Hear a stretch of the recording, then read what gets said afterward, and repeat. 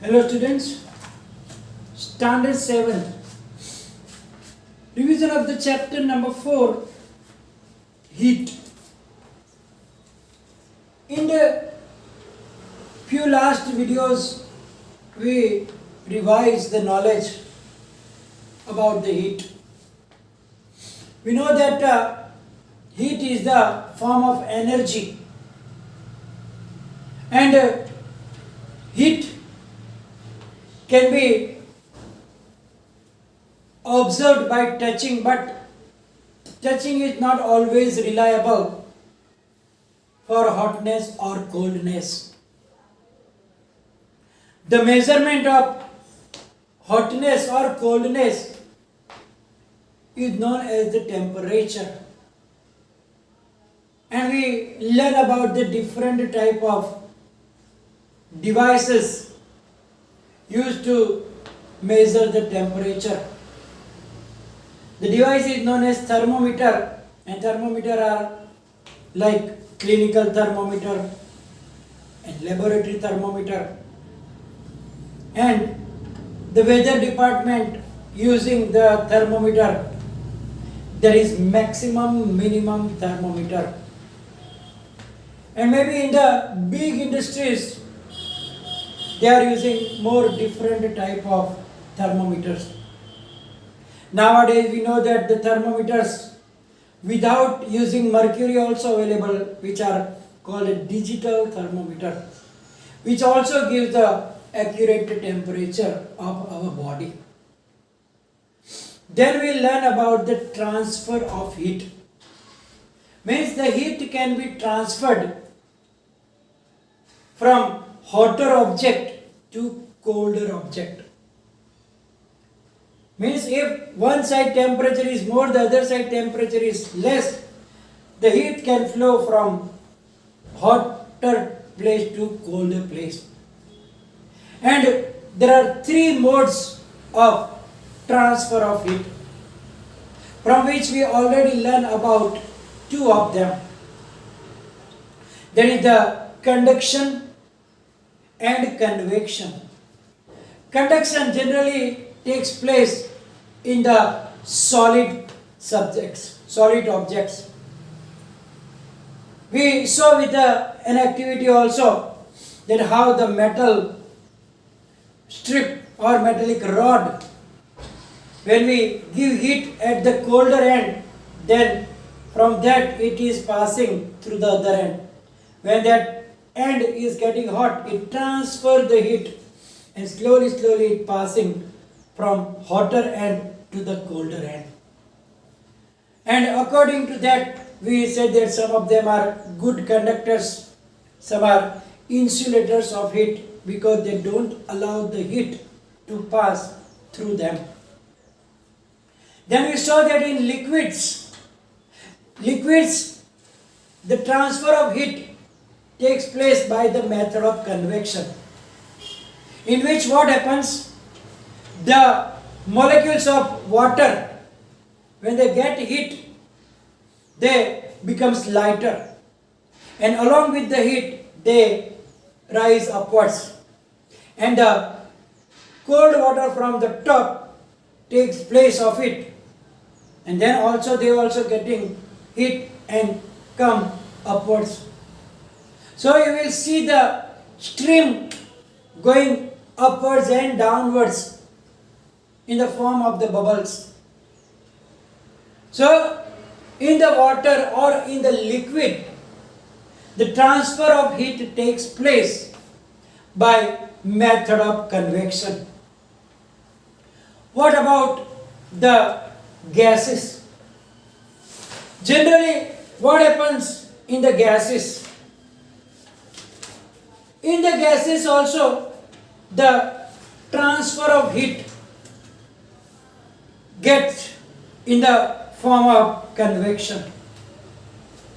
For that we can understand with a small activity, but be careful if you do that activity and do it under observation of any adult. You require a candle A lighted candle, you have to put a lighted candle on the table. And then, what do you have to do? Keep one hand above the flame and one hand on the side of the flame, as shown here in the figure.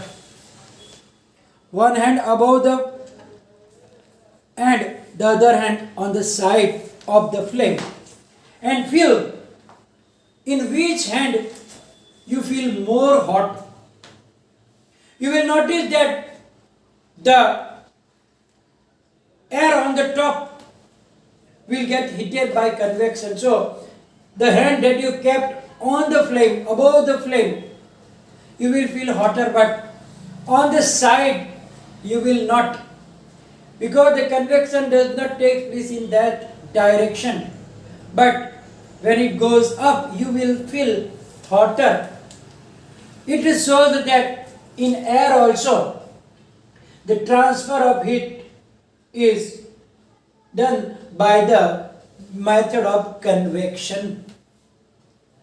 Now, the people who are living near the sea, means at the seashore, then these people, which is called coastal area. So in the coastal area the people are living, then they feel a special type of phenomena during the daytime and during the night time. The different type of phenomena takes place, which are known as sea breeze and land breeze. So let us understand about it. What is the sea breeze? What is the land breeze? What happens during the daytime when the sun is in the sky? Then the lands get heated faster than the water. So the land is very hot quickly, while the water takes much time to get hot. And so what will happen? The air on the land also becomes very hot, and hot becomes light, and they go up in the sky. Then what happens? Here, because of the low pressure, the cold wind will come from the sea towards the land. So the lands are getting the air, cooler air from the sea rushes in towards the land, and therefore we feel very cold waves of air. That is known as sea breeze. So generally you feel that sea breeze during the daytime. Let us revise again that during the daytime the land gets heated first. It getting hot faster than the water.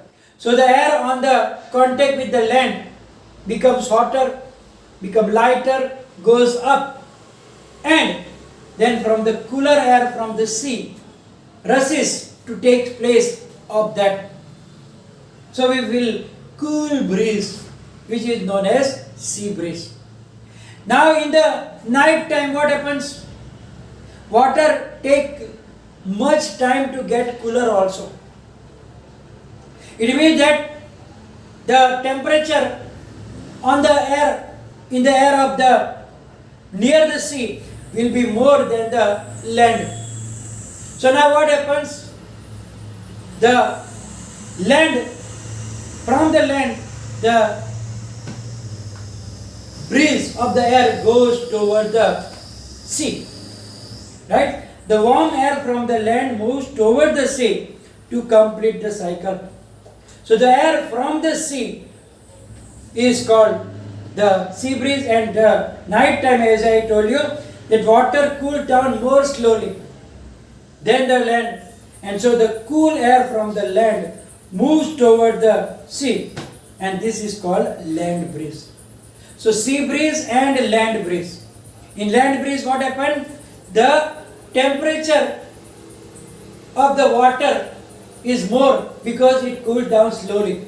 So the air on that water will be hotter, so it will go up, and therefore the cool air from the land rushes towards the sea, and that is known as the land breeze. So the question was that with an activity, explain sea breeze and land breeze. Now the other way of convection, that is the radiation. So now how this radiation takes place? You can see that when we come out in the sun, we feel hot, we feel warm, and the way from which the heat of the sun comes towards us is known as the radiation. Because when it cannot come by us by the method of conduction or method of convection. Because some of the place between the sun and the earth, there is a space, empty space. Empty space between the earth and the sun. And from the sun, the heat comes to us by another process, because it cannot pass through the conduction, because for both conduction and convection we need a medium, either the solid, liquid or gas. But some of the space is empty, nothing there, there is a space. And then the heat comes from the sun to the atmosphere of earth by the method of radiation. Here, in the method of radiation, it does not require any medium. It means from the vacuum also, the rays of the sun can pass and heat is transferred. So that type of transfer of heat is known as the radiation. You can understand with another thing also. Suppose there is a room heater in winter. Some people in the cold area, they use the room heater. Now, when we sit in front of a room heater, we get the heat by the same process. The heat is going all the sides. It is transferred by the method of radiation. Similarly, the heat from the bulb also spread by the method of radiation. Actually, our body also radiates heat. Our body too gives heat to the surroundings and receives heat from it by radiation. All hot bodies radiate heat. Whatever the body is hot, it radiates heat. And therefore, maybe you understand that when this heat falls on some object, a part of it is reflected, a part is absorbed, and some part is transmitted. The temperature of the object increases due to the absorption heat. So, whatever object will absorb the heat, the temperature will rise. Who loses the heat, it will get cooled down, and so on. So, you know that sometimes you see the people that taking umbrella in heat, where there is very hot weather, when they are going in the sun, they are taking umbrella with it. Why?